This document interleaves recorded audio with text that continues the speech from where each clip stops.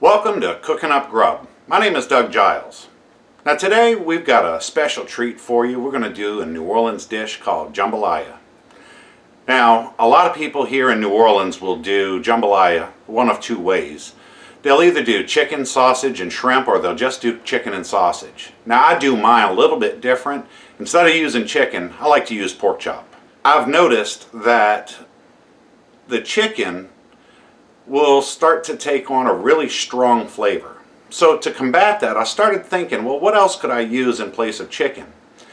And I came up with pork chops. Now chicken and pork tend to be very mild flavored meats, and they generally take on the flavor of whatever seasonings you put on it.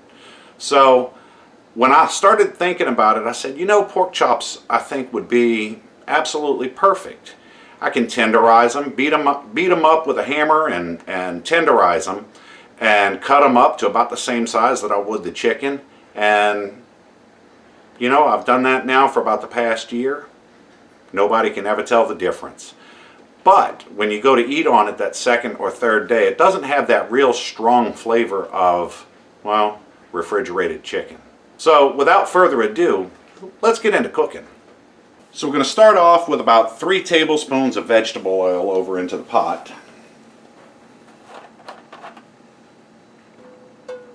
Maybe a little more, about 4 or 5.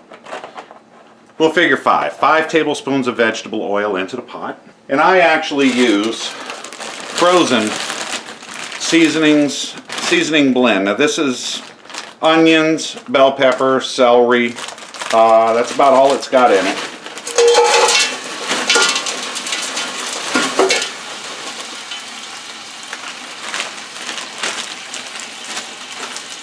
And we're going to let that cook down.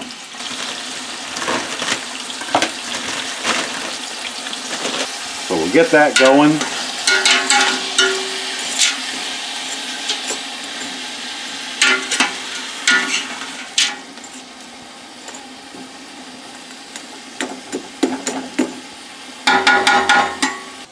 But to this we're going to add about 1.5 pounds of smoked sausage, and use whatever smoked sausage that you like.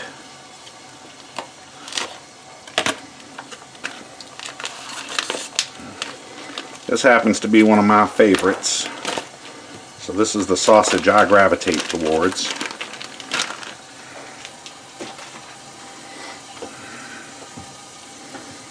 So on this thinner sausage, we're just going to cut it into rounds. A little bit bigger than bite size, or just about bite size. You want it so that when you pick up on some rice, you pick up on some meat as well, in just about every bite.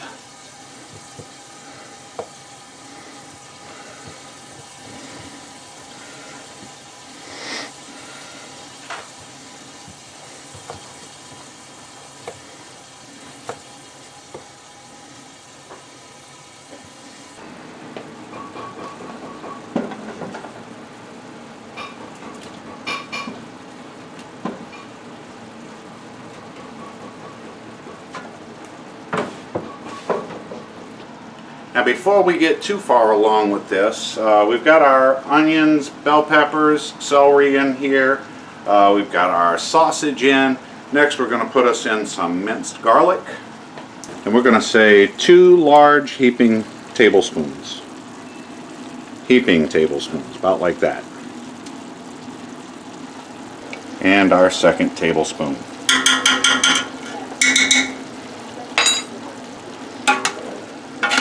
Ooh, candle's getting hot.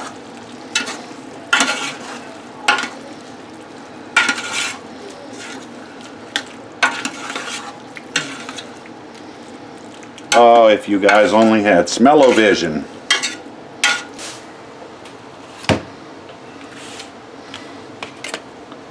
So we got ourselves some pork chops here. I think these are bone-in. Yep, bone-in pork chops. I kind of would have preferred boneless pork chops, but that's alright. We can cut out the bones. I don't know if you guys know it, but we actually have a hurricane pressing its way towards us over here. And it seems as though every time we get anything that even vaguely resembles a hurricane coming through, everybody's got to go hit Walmart and Rouse's. So we're just going around this bone here. And if there's any gristle or anything like that, we're going to cut that out as well, because we don't want that. Because that don't taste good. And I would have preferred, like I said, some boneless pork chops. If you have boneless pork chops, that would be better. Goes a little bit faster to clean up on them, and prep work on the boneless pork chops is a bit easier. I think I said, you know, I've been doing this recipe now with pork chops for the past, about the past year, and no one has been able to tell that this isn't chicken. Now, if they ask, I tell them, but or if I want to shock them, I tell them, hey, you know, that was actually pork chops instead of chicken in your jambalaya there.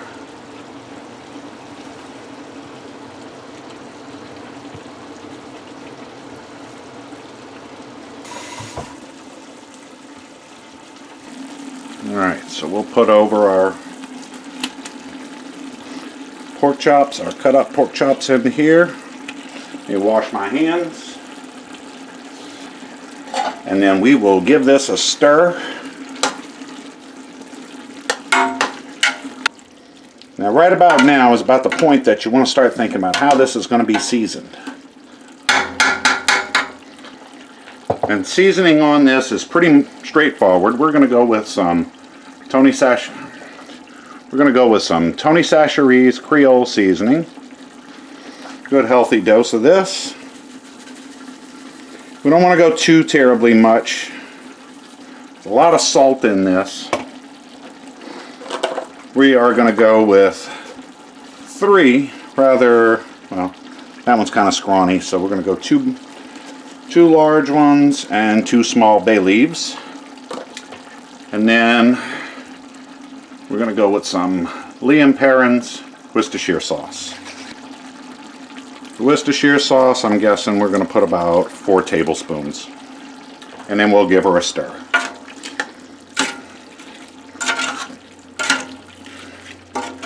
I can smell the Worcestershire in it already. I can smell that smoked sausage and the onions and the garlic.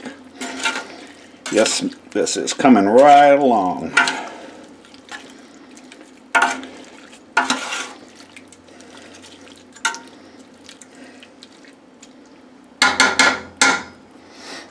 Alright, so next to this we're going to add 2 cans of Hunt's diced tomatoes with garlic.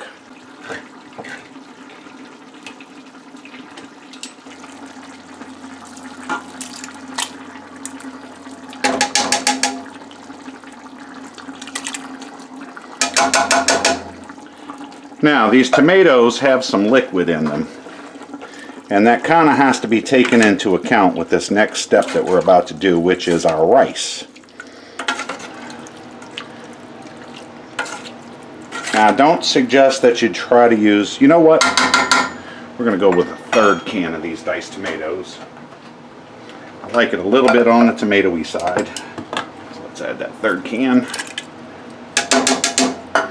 Like I said, I am making this for a large group of people. I'm going to feed my family here at the house, and I have another family I'm going to be feeding with this as well. So now our next ingredient that we're going to do, alright, so we got 2 cups of parboiled rice here.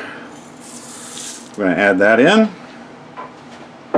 and 1 more cup, so we want 3 cups total.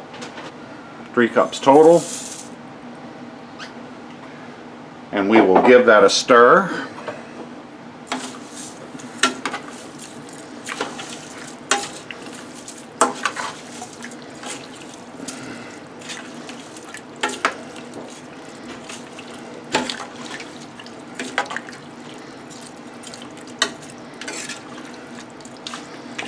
Now, like I said, we've got liquid in here already from the tomatoes. You know, if we have too much liquid in the pot, that's not a good thing. So I'm going to guesstimate that I have about 3 cups of liquid in here. So when you're up to 3 cups of rice, I'm going to say that's going to be 5 cups of water. But we're not making just straight up rice here, we're making jambalaya. So to this, we're going to add, if we want 5 cups total, we're going to add 3 more cups of chicken broth. Get a little bit of extra flavor with some chicken broth here. That's 2. Just short, so we gave it a little topping of a little bit of extra water, but that's fine. And then we'll give this a stir.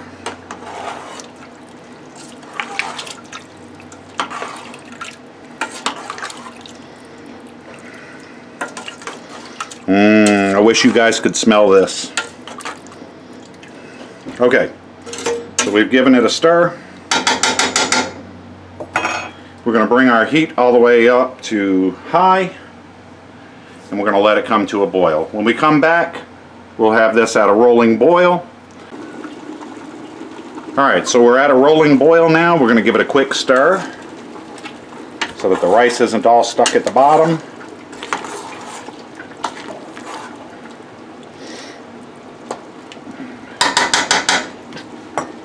Alright, we're going to drop this down to low and then cover it 20 minutes, okay? 20 minutes, we'll come back, we'll give it another stir.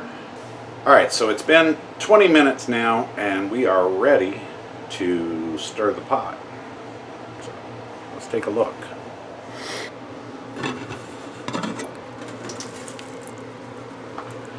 That's about what it should look like. We'll get you an overhead shot in just a minute here. So it's been going for about 20 minutes now. And we're going to come in and we're going to stir.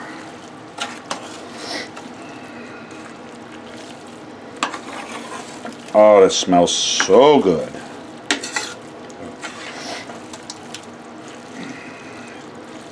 The rice kernels have just about absorbed almost all of that liquid. They're probably still a little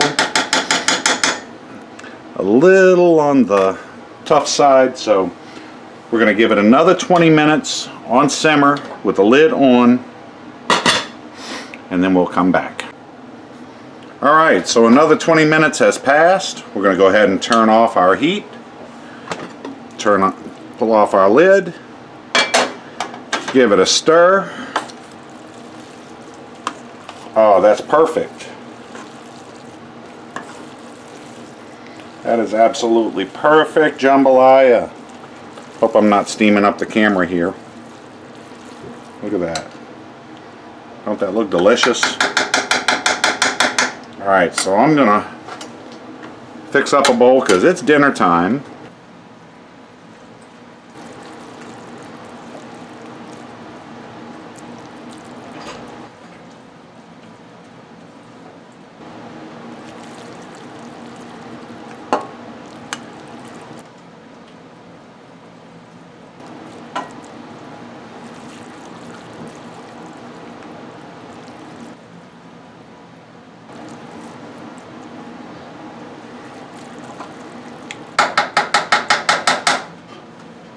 That look delicious.